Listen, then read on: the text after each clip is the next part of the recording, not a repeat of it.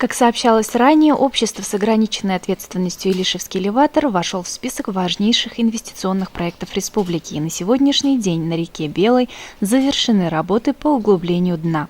Дноуглубление до 4 метров провели на протяжении 23 километров от Груздевки до деревни Азякуль Актанышского района Татарстана. Предприятие получило господдержку в размере 25 миллионов рублей. В этом году с открытием навигации мы отгрузили 7 барж.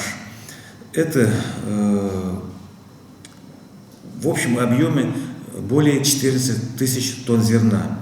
Из отгруженного зерна в структуре имеет ячмень более 6 тысяч тонн отгрузили, пшеницу 3 класса 4 тысячи тонн, а также пшеницы 5 класса 2000 тонн и рожь 2 класса 1000 тонн. Данное зерно поставляется в порты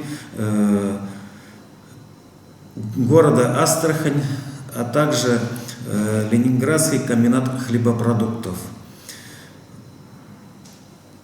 В этом году у нас, можно сказать, улучшились возможности в связи с тем, что было произведено дноуглубление реки Белая на Верхнемыштинском перекате.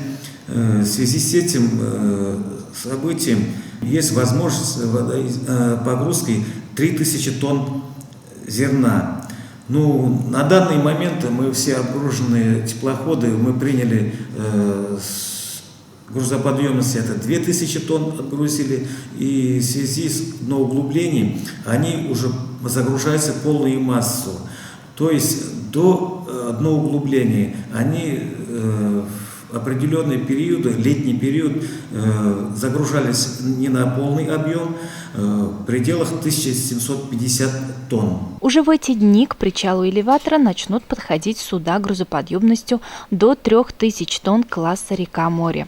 Водные перевозки считаются самыми выгодными. Суда могут перевозить огромные объемы при минимальной трате ресурсов.